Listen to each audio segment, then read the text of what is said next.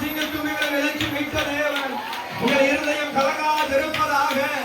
நான் உங்களை திக்கற்றவர்களாய் விடேன் என்று சொன்ன ரட்சகர் இம்மட்டும் எங்களை காத்து நடத்தின நல்ல தெய்வமே, உமக்கு நாங்கள் நன்றி செலுத்துகிறோம், நன்றி செலுத்துகிறோம், நன்றி செலுத்துகிறோம். நன்றியோடு நாமத்தை நாங்கள் துதிக்கிறோம். மேலான தேவன் நீரே பெரியவர், நீரே பரிசுத்தர், நீரே ஆளுகையின் எஜமானர்.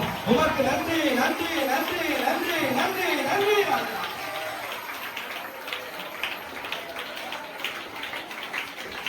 நல்ல தேவன் இந்த வருஷத்தையும் மட்டும் பத்திரமாய் நடத்தி இதுவரைக்கும் தேவனுடைய மறைவிலே மறைவு கட்டப்பட்ட நீரோற்றுகளாய் நாம் இருக்கும்படி தேவன் நமக்கு இரக்கம் செய்திருக்கிறார்.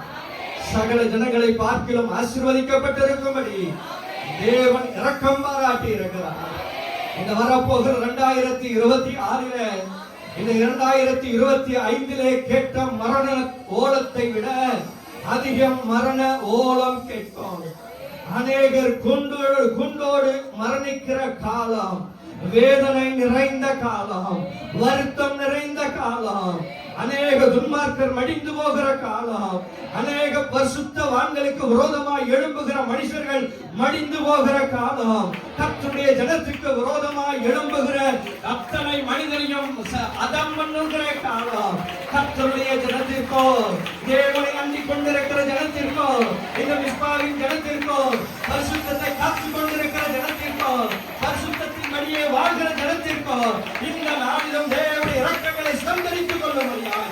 கர்த்தருடைய சமூகத்திலே கடந்து வந்திருக்கிற கர்த்தருடைய ஜனமாகிய ஒவ்வொருவருக்கும் நம்முடைய தேவன் இந்த 2026 தேவன் தருகிற வார்த்தையானது கர்த்தருடைய வாக்குத்தத்தமானது.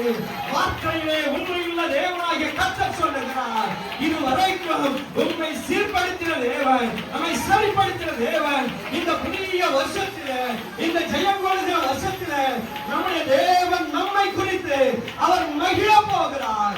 நம்மை குறித்து மகிழ போகிறார். யாரை குறித்து கர்த்தர் மகிழ போகிறார்? தேவனுக்கு பிரியமானவர்களை குறித்து மகிழ போகிறார்.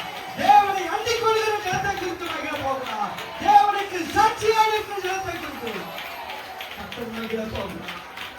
வேதம் சொல்லுகிறது, ஆண்டவருடைய வார்த்தை சொல்லுகிறது, நான் எருசலேமின் மேல் கலிகூர்ந்து என் ஜனத்தின் மேல் மகிழ்ச்சியாயிருப்பேன். நான் எருசலேமின் மேல் கலிகூர்ந்து என் ஜனத்தின் மேல் மகிழ்ச்சியாயிருப்பேன் என்று கர்த்தர்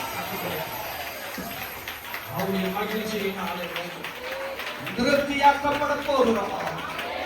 இந்த மகிழ்ச்சியின் நிமித்தம் 12 சுதந்திர வீதம் இந்த வருஷத்துல நமக்கு சொந்தமாக போகும். 12 சுதந்திர வீதத்தை தேவன் நமக்கு தந்திருக்கிறார்.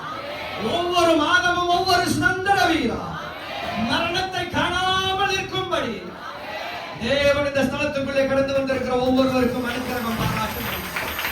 கர்த்தருடைய தயவு சொந்தமாயிருக்கிறது, சொந்தமாயிருக்கிறது.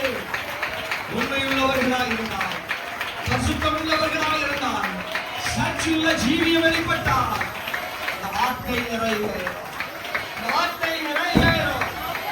நான் எருசலேமின் மேல் கலிகூர்ந்து என் ஜனத்தின் மேல் மகிழ்ச்சியாயிருப்பேன் என்று கர்த்தர் வாக்கு கொடுக்கிறார்.